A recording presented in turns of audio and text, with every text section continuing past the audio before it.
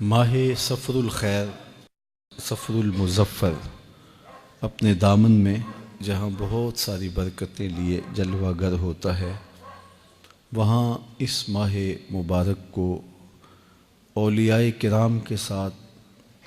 اس اعتبار سے بہت ساری نسبتیں ہیں۔ جلیل القدر اولیاء کا وصال اسی ماہ منور میں ہوا ہے، اس لیے اطراف و اکناف عالم میں بالخصوص بر صغیر پاک و ہند میں اس مہینے عمومی طور پہ کرامات کا ہی بیان کیا جاتا ہے، جو کہ اولیاء کے حوالے سے ایک عنوان تو ہے، لیکن سارے عنوانات چھوڑ کر کے اس عنوان کو ہی عمومی طور پہ ہمارے ہاں بیان کرنے کا رواج ہے، جس کا نتیجہ کیا ہوا کہ قوم کی تربیت نہ ہو سکی، اور قوم نے ہر شخص کو جس نے دعوی ولایت کیا، جو مسند مشیخیت کے اوپر سج سبر کے بیٹھ گیا، اس کو ولی مان لیا۔ اور پھر چونکہ کرامات کو قبول کرنے کا ہمارے ہاں جو سلسلہ ہے، تو پھر کرامتیں بکنے لگیں، لوگوں نے کرامات گھڑنا شروع کر دیں، حتیٰ کہ خواب گھڑنے شروع کر دیے، کرامات گھڑنی شروع کر دیں۔ جو روزمرہ زندگی میں اتفاقات ہوتے ہیں، تو اگر وہ پیر صاحب سے ہوا تو اس کو کرامت کا نام دے دیا۔ پھر سنجیدہ متین لوگ مذاق اڑانے لگے، حتیٰ کہ کچھ لوگوں نے یہ گمان کیا کہ جو پرانے بزرگوں کی کرامات ہے شاید وہ بھی ایسی ہی ہوں۔ خود حضرت بدر الدین سرہندی علیہ رحمہ فرماتے ہیں کہ میرا گمان یہ تھا کہ اسی طرح خوش فہمی کی بنیاد پر گھڑی ہوئی باتیں ہیں جو منسوب کی گئی ہیں بزرگوں سے۔ کہتے ہیں وہ تو میری خوش بختی کہ مجھے شیخ احمد مجدد الفسانی کی صحبت نصیب ہو گئی، تو میرا یہ گمان ختم ہوا، اور اگر ایسا نہ ہوتا تو میں اسی گمان پہ تھا۔ تو اس دور کے اندر سنجیدہ متین پڑھا لکھا طبقہ وہ بعض کا یہ چھوٹے چھوٹے جو ہیں وہ مزاج کے لوگوں سے اس طرح کے اتفاقات کو کرامتیں قرار دینے کی وجہ سے بعض کا دور ہو جاتے ہیں کہ شاید ایسا ہی ہے۔ تو ایسا نہیں ہے، جو ہمارے بزرگ تھے، اسلاف تھے، ان کی کرامات صادر ہوتی رہی ہیں ماضی میں،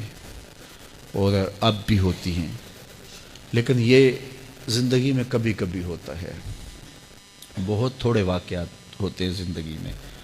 کسی کی زندگی میں ایک دو کرامات کا ظہور ہوا ہے، بعض لوگوں کی زندگی کے اندر ایک کرامت بھی بظاہر نظر نہیں آئی، استقامت ہی ان کی کرامت تھی۔ سب سے بڑے ولی تو صحابہ تھے، تو آپ ان کی زندگیاں دیکھ لیں، آپ کو اس باب میں بہت کم چیزیں ملیں گی۔ کچھ اصحاب ہیں جن کی کرامات ہمارے پاس پہنچی ہیں، جس حضرت عمر کا رکے پہ دریائے نیل چلانا، مسجد نبوی میں بیٹھ کے نہاوند کی جنگ کی کمان کرنا، ایسا ہے۔ مختلف صحابہ کی کرامات پہنچی، لیکن بہت سارے ایسے صحابہ ہیں جن کی کرامات ہمارے تک نہیں پہنچی۔ تو اصل چیز استقامت علی الدین ہے، دین پر مستقیم ہونا، دین پر ثابت رہنا۔ تو کرامت کبھی صادر ہوتی ہے، کبھی نہیں بھی ہوتی۔ دوسرا، کرامت کو علامت نہیں بنایا گیا، اور نہ ہی شرط ہے یہ ولایت کی۔ اور یہ بات بھی ذہن میں رکھیں کہ ہمارے بزرگ تو چھپایا کرتے تھے ماضی میں۔ بزرگوں کا ایک تصوف میں معروف قول ہے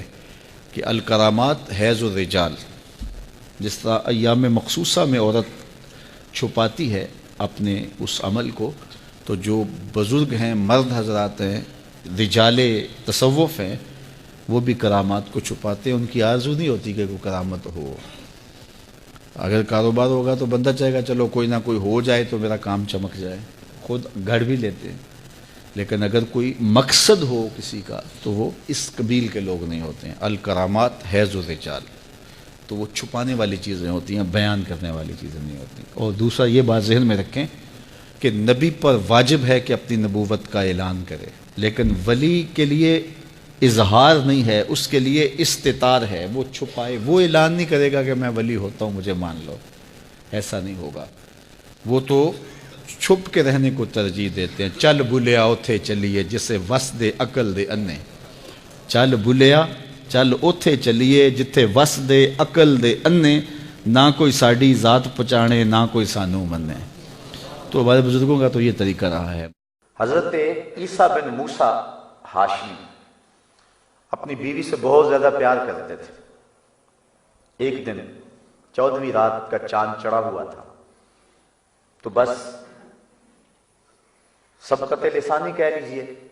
کہنے لگے اگر چاند زیادہ حسین ہے تیرے سے تو تجھے تینوں طلاقیں ہوں۔ بیوی نے فوراً پردہ کر لیا، حجاب اوڑھ لیا،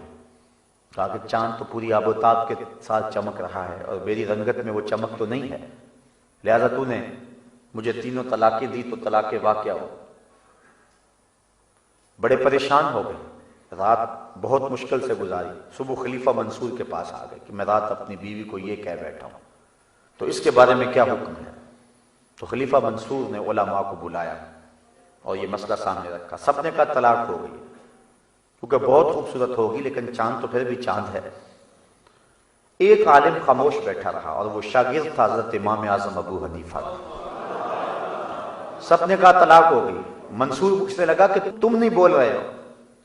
تو کہا بولوں؟ کہا ہاں بولو۔ انہوں نے کہا بسم اللہ الرحمن الرحیم، والتین والزیتون وطور سینین وہذا البلد الامین لقد خلقنا الانسان فی احسن تقویم۔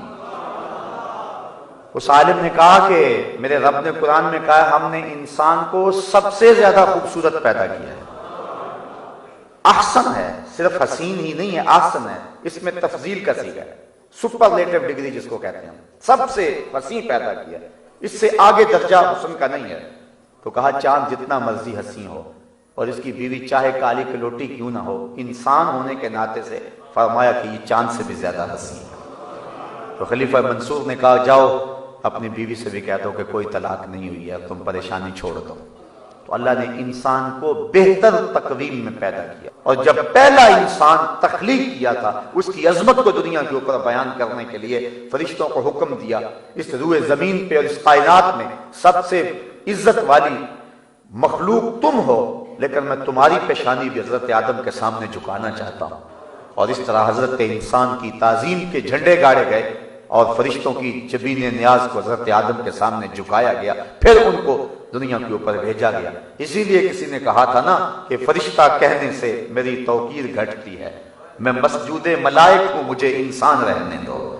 میں تو فرشتوں کا مسجود رہا ہوں اور مجھے انسان رہنے دو، یہ میری عزت ہے، یہ میری توقیر ہے۔ اگر یہ اپنی عظمت کی پاسداری کرے اور اپنے منصب کی حفاظت کرے تو یہ فرشتوں سے بھی بہتر ہوتا ہے، لیکن اگر اپنے منصب کی آبرو اور منصب کی حفاظت نہ جانے تو پھر یہ چوپایوں سے بھی بدتر ہو جاتا ہے۔ اولئک کالانعام بل ہم اضل، اللہ قرآن میں فرماتا ہے یہ چوپایا ہے بلکہ چوپایوں سے بھی گیا گزرا ہے۔ جب یہ گرنے پہ آ جائے تو اس کی حالتیں، اس کی زندگی کے انداز اور تیور اور لچن چوپایوں سے بھی بدتر ہوتے ہیں، تو یہ چوپایوں سے بھی بدتر ہو جاتا ہے اور سخت ترین ذلت کے اندر چلا جاتا ہے۔ فرمایا کہ ہم نے اس کو احسن تقویم میں پیدا کیا ہے، اس کی صورت بڑی اچھی بنائی ہے، اس کی آنکھوں میں روشنیاں رکھی، اس کے کانوں میں نغمے رکھے، اس کی زبان کو بولنے کا انداز اور سلیقہ دیا، اس کو دھڑکتا ہوا دل دیا گیا، نظام تنفس دیا گیا، نظام انہضام دیا گیا، اس کو پٹھوں کا نظام دیا گیا، اس کو پکڑنے کے لیے ہاتھ دیے گئے، اس کو بولنے کے لیے زبان دی گئی، قوت ذائقہ دیا گیا، اس کو سونگھنے کے لیے ناک دی گئی ہے اور ناک کو منہ کے قریب رکھا گیا کہ جو کھانے لگا ہے اس کے اندر اگر تعفن ہے تو ناک فوراً اس کا احساس کر لے اور یہ فوراً پیچھے ہٹا دے، اس کے اندر کوئی گندی شے نہیں جانی چاہیے، اس لیے ناک کے نتنے منہ کے قریب رکھے تاکہ اس کے منہ میں گندی چیز نہ جائے۔ لیکن یہ کتنا بدبخت ہے، یہ رشوت بھی کھا گیا، یہ چوری کا مال بھی کھا گیا، اس نے سمجھا ہی نہ کہ میرے رب نے میرے لیے یہ کتنے اہتمام کیے کہ میرے اندر جس کے اندر ظاہری گندگی ہو وہ بھی میرے اندر نہ جانے پائے، لیکن اس نے وہ گند کھایا اور اس نے وہ غلاظتیں کھائیں کہ میرے رب نے بار بار جن کی ممانعت فرمائی اور تاکید کی کہ تم ان کے قریب تک نہ آؤ۔ تو انسان جب گرنے لگتا ہے تو پھر بہت نیچے لڑک جاتا ہے، اس لیے فرمایا ثم رددناہ اسفل سافلین، پھر اسے ہر نیچی سے نیچی حالت کی طرف پھیر دیا گیا۔ اللہ اکبر۔ علماء تفسیر نے اس سے مراد بڑھاپا بھی لیا ہے کہ پھر وہ بڑھاپے میں چلا گیا اور وہ جو بچپن والی حالت تھی پھر اسی حالت میں آ گیا،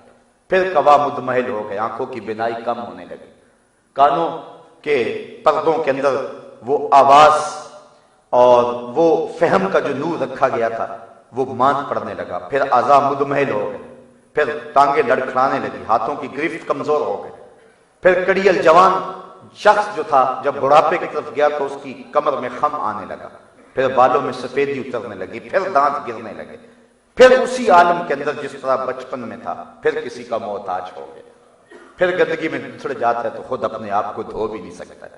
پھر ایک گھونٹ دودھ کا محتاج ہوتا ہے۔ زمانہ جس کا محتاج تھا آج اس نے پانی بھی مانگنا ہے تو لوگوں کے چہرے کے تیور دیکھتا ہے، تو زمانہ پھر اسی حالت میں اس کو پلٹا کے لے آیا۔ یہ ہے ثم رددناہ اسفل سافلین۔ اللہ اکبر، کاش کے انسان بوڑھوں کو دیکھ کر اپنی زندگی کو اللہ کی دہلیز پہ لے آئے، کاش کے بچوں کو دیکھے تو اپنی زندگی کو روشنی دے لے، لیکن انسان اگر عبرت پکڑنے لگے تو عبرت پکڑ لیتا ہے، اور نہ پکڑنے پہ آئے تو اس کے سامنے بڑے بڑے واقعات بھی ہو جائیں لیکن یہ عبرت کا نور حاصل نہیں کر سکتا ہے۔